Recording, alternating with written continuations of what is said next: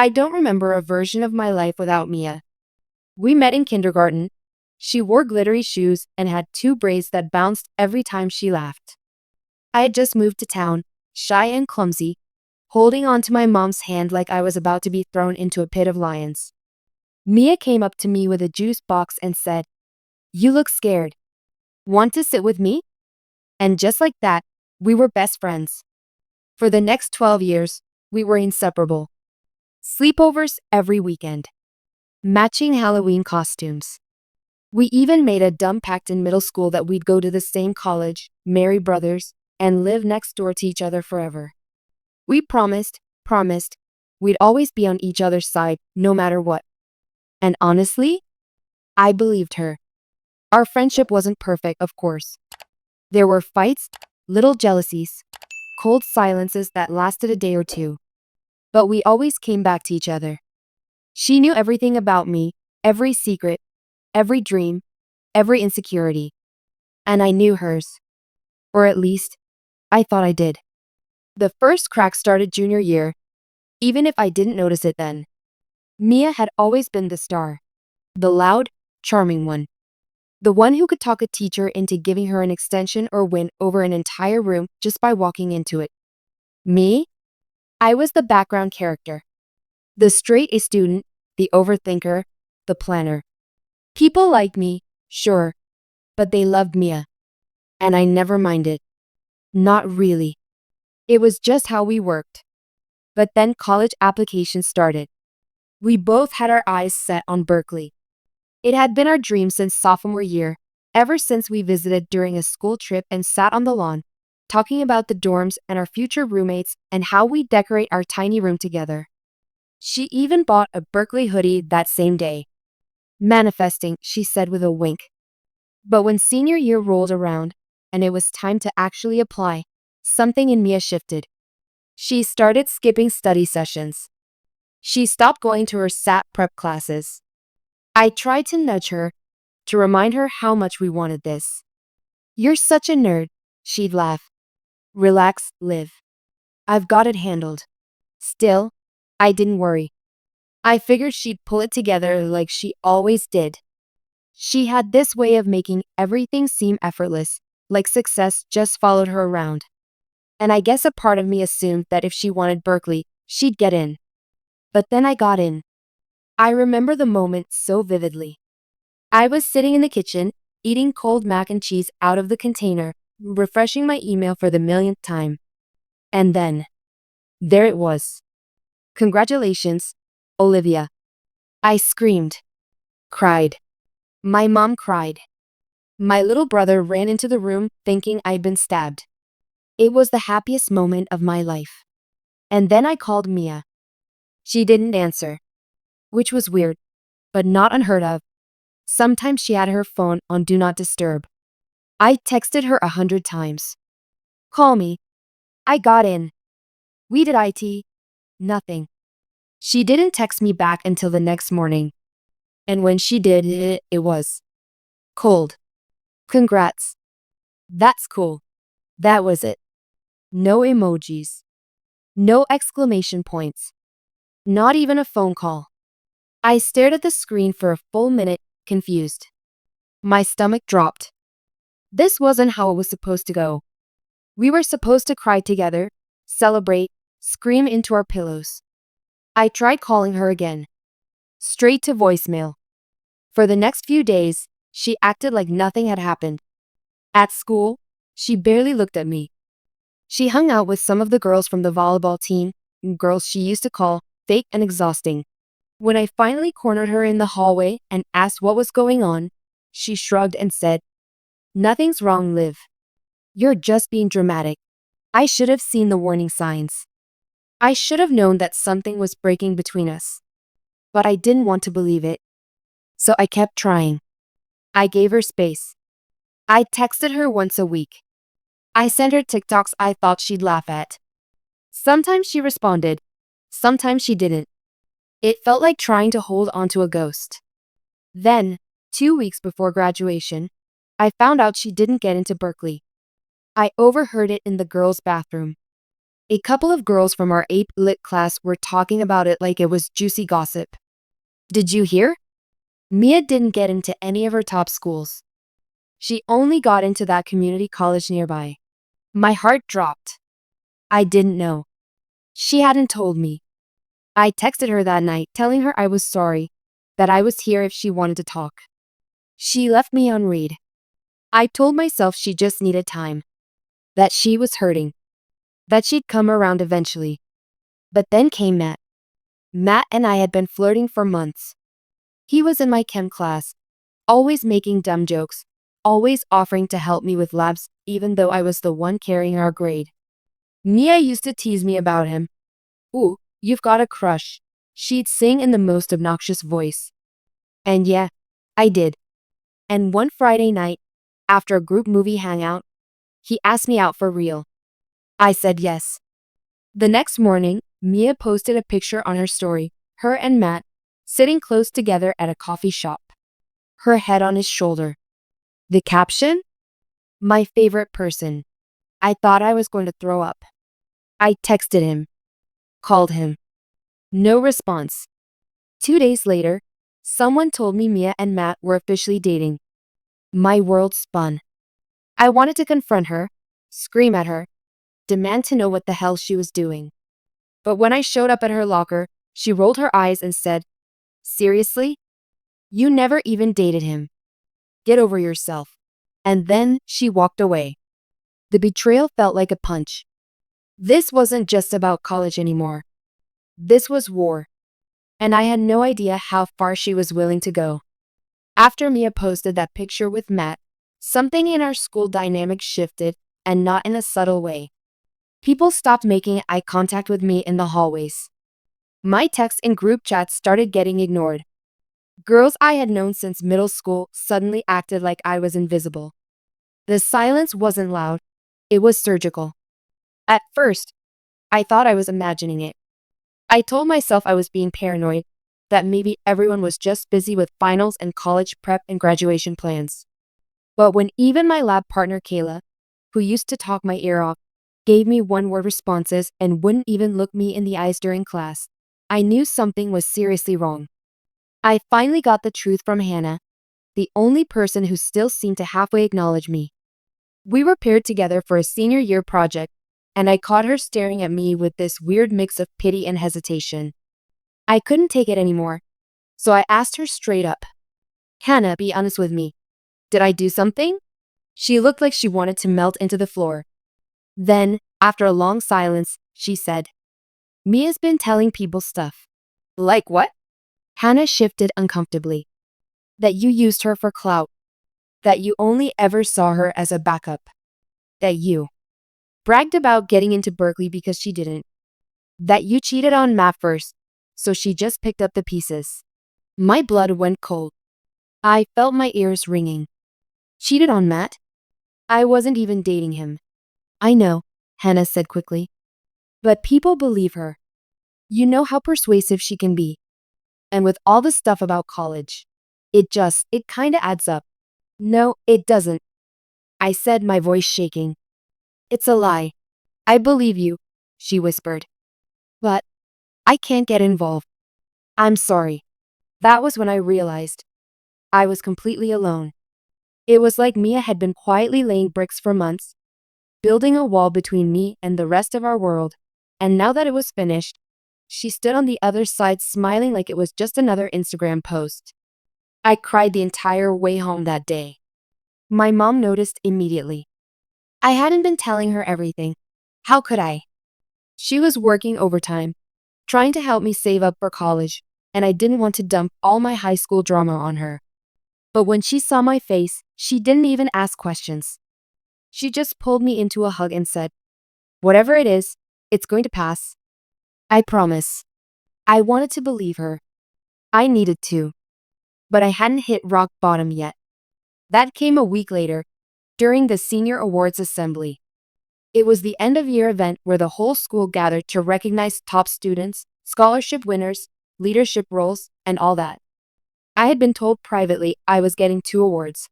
One for academic excellence and another for something called the Principal's Rising Star.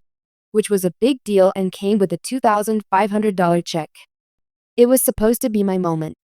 After all the nights spent studying while Mia was out partying or sneaking out with boys, it was finally my time to be seen. But then everything exploded. Just as I walked up on stage to accept my second award, the projector behind me switched from my picture to a screenshot. It was from my school email account. A message that looked like I had written it. Addressed to a scholarship committee. Trashing another student's application. Claiming she had plagiarized her essay, had falsified her volunteer hours, and that she was mentally unstable. The student in question? Mia. Gasps filled the auditorium. Some kids even started booing. The principal snatched the mic and said there had been a technical error and asked me to step off the stage. My feet didn't move. My entire body had frozen. I could barely hear over the ringing in my ears. But I saw Mia standing in the crowd, fake shocked expression plastered across her face like she was auditioning for a teen soap opera. I don't remember how I got home that day. I think someone from the office called my mom. All I remember is the look on her face when she picked me up, the confusion, the heartbreak, the fear. Over the next few days, things spiraled fast. I was called into the school board office. They showed me the email again and asked if I had written it. I told them no, that I would never do something like that. They asked if anyone had access to my login. I said no. They said the email was sent from my school account, from my school Chromebook, on my Wi-Fi. The evidence was stacked against me like a wall I couldn't climb. My protest sounded like excuses. Mia didn't say a word. She played the victim perfectly.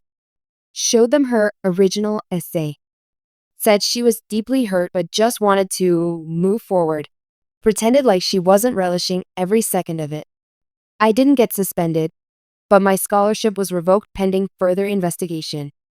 The school decided not to include me in the graduation ceremony out of respect for all parties involved. Just like that, 12 years of friendship, hard work, and dreams shattered like glass.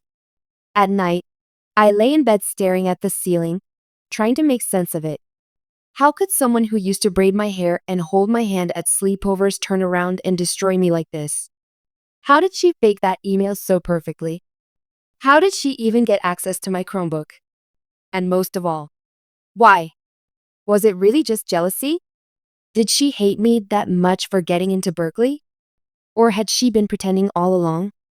I didn't leave my room for 2 days. The curtains stayed drawn.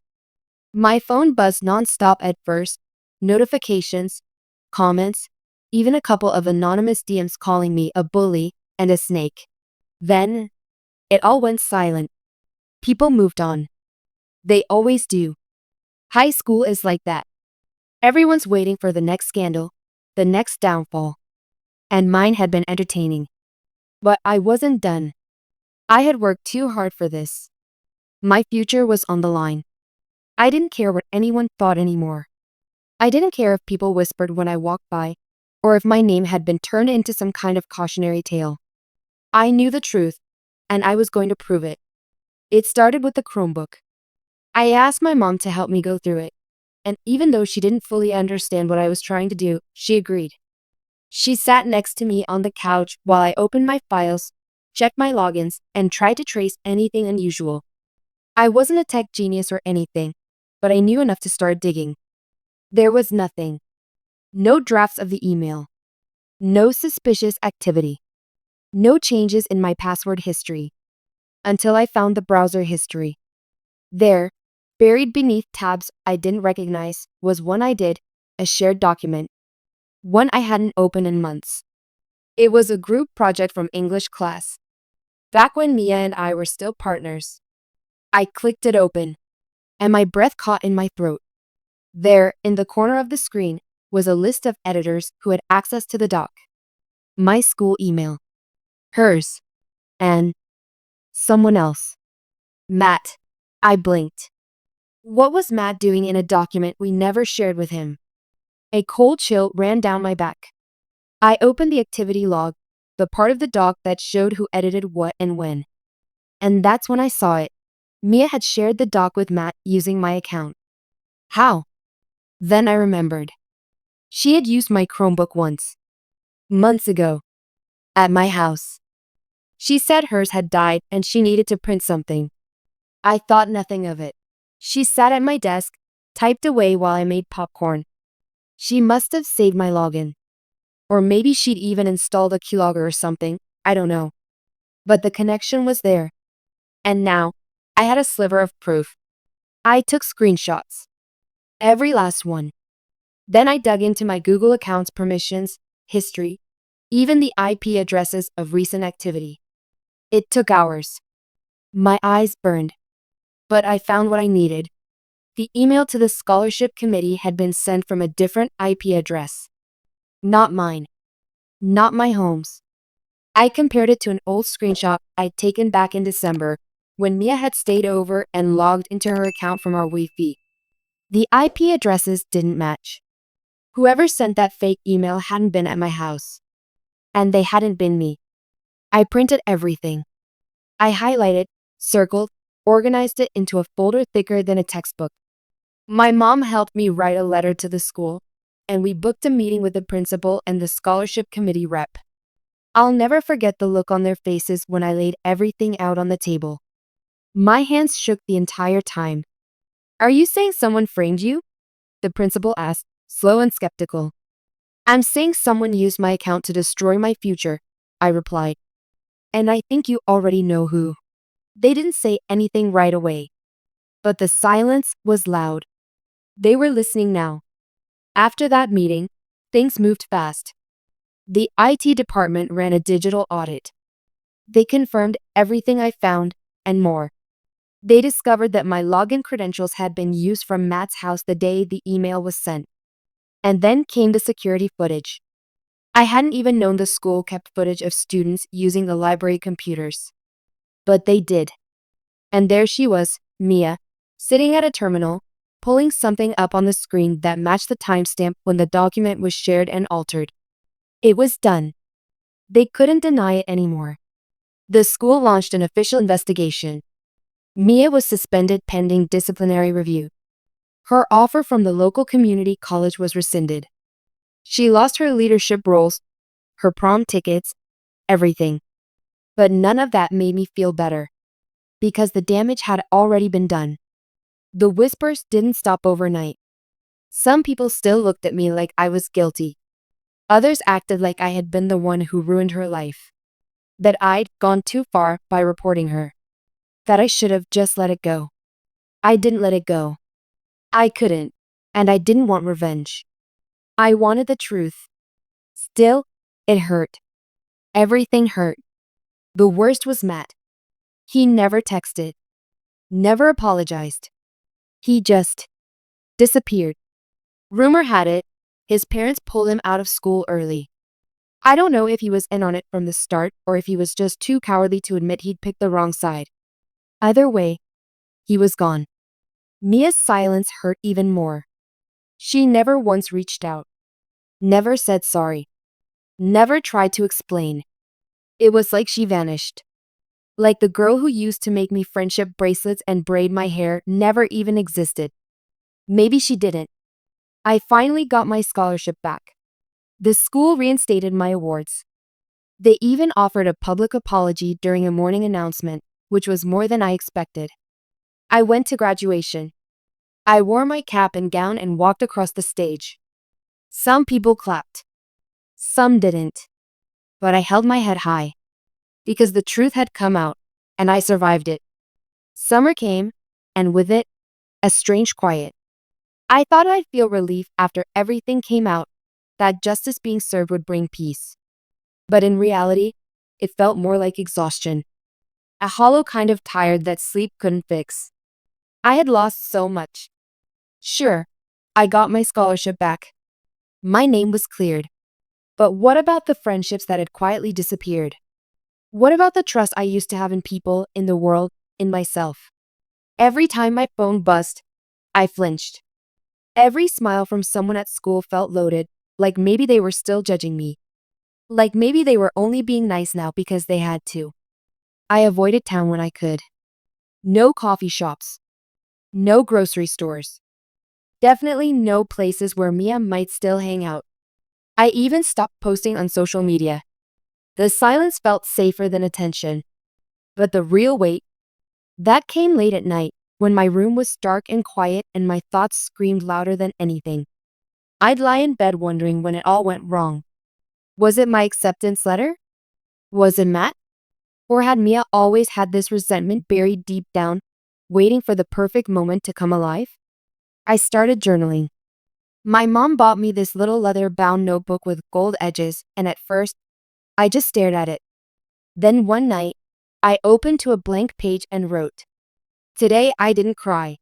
The next night, I still think about what she did, but I also think about who I want to be when I leave here. Writing became a quiet therapy, a way to process all the ugly things I hadn't said out loud. And then, just when I thought I was finally settling into this fragile sense of peace, I got a message. It wasn't from Mia. It was from her older sister, Alyssa. I hadn't seen her in over a year. She was in college already, NYU, I think, and was always the cool older sibling who used to drive us around in her beat-up Jeep and pretend she didn't see us sneaking snacks into the movies. The message was simple. "Hey Liv, I heard what happened. Can we talk?" My heart slammed against my chest. I didn't know what to expect. I almost didn't reply. But something inside me whispered, what if there's more to this story? So I said yes. We met at a park halfway between our houses, neutral ground. Alyssa looked older now. Tired, too. Her usually confident energy was softer, more careful. "I'm not here to make excuses for Mia," she said, sitting beside me on the bench. "But I think you deserve the truth." I stayed silent, waiting. She told me things I didn't know. Things Mia had never shared, not with me, and probably not with anyone else. That their parents had been fighting nonstop for the past year. That their dad had moved out 6 months ago.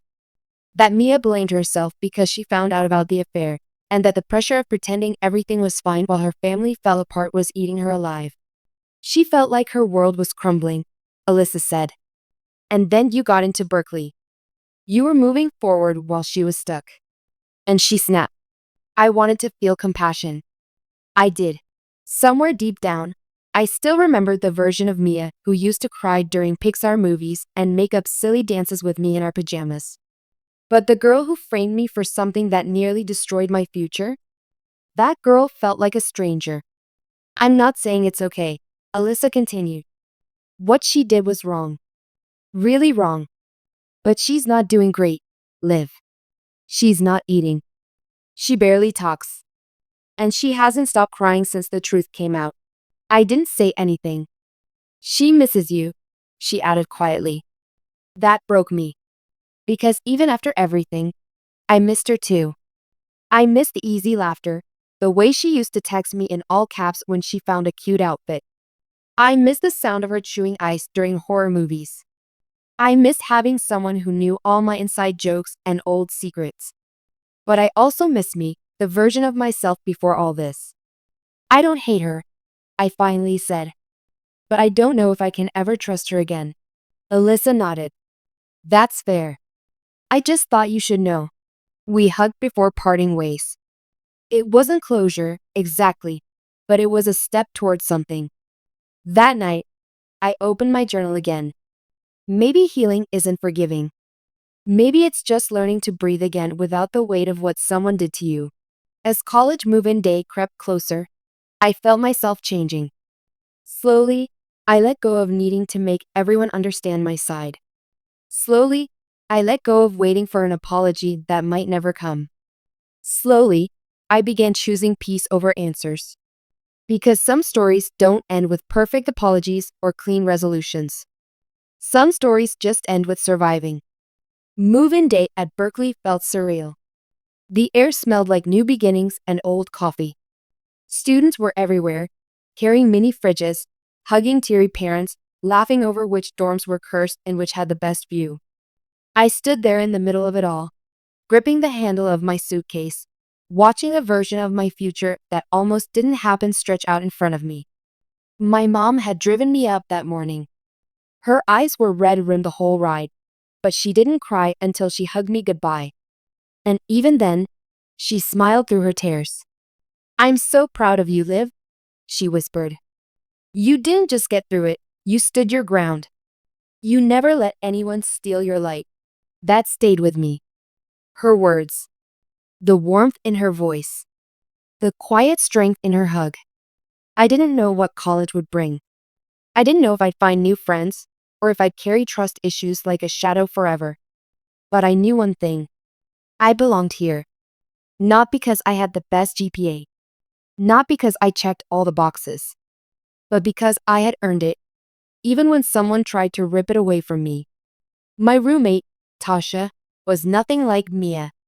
She was calm, introverted, a lover of fantasy novels and peppermint tea. The first night in our dorm, we sat cross-legged on our beds, swapping stories. Hers were about growing up in a tiny town in Oregon. Mine, well, I chose my stories carefully. I didn't tell her everything, not right away. But I did say this. I used to think my best friend would be by my side forever. And when she turned on me, I thought it meant I wasn't worth being loved. But I know better now. Tasha didn't ask questions.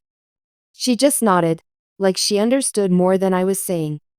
Classes started. Life moved forward. I made new friends, slowly, carefully. I joined a student film club, got a job at the campus coffee shop, and found a cozy spot in the library that I claimed as my own. There were days I still thought about Mia. Moments when I saw two girls laughing across campus and felt that sting in my chest. I even saw Matt on social media once. He had started a new account, different city, different girl. No mention of what happened. I didn't follow. I didn't message. I just let it go. And then, one rainy October evening, I got an email. From Mia. The subject line. I don't expect forgiveness, but I needed to say this. I stared at it for 5 minutes before opening it. My heart pounded. My palms were sweaty. I didn't know if I was ready. But I clicked anyway. The message was long. Broken in places. She didn't try to justify what she'd done. She didn't beg for anything. She just told the truth. She talked about how lost she had felt. About the resentment she didn't know how to handle. About how seeing me succeed while her own life felt like it was falling apart made her feel like she was being left behind again. And then she said this. I betrayed you, Olivia, and I'll never forgive myself for it. But I want you to know that everything you did to clear your name, that was strength. I used to think I was the powerful one between us. But I see now, it was always you. I don't want anything from you. I just needed you to know that I'm sorry. I didn't reply. Not out of anger. Not out of pride. But because I didn't owe her my healing. That was something I had built on my own, piece by piece, day by day, in silence and in storms. And forgiveness? That wasn't about her anymore. It was about me. I closed the email, shut my laptop, and looked out the window. The rain was tapping gently against the glass, and campus lights flickered like distant stars. For the first time in a long time, I felt okay. Maybe not perfect. Maybe still healing. But okay. That night, I opened my journal again. My last entry before college had read, maybe healing isn't forgiving. Maybe it's just learning to breathe again. This time, I wrote, I didn't just breathe. I survived. And I'm building a life no one can take from me again. Because Mia didn't define me. Matt didn't break me. And the version of Olivia they tried to erase? She's still here. And she's just getting started.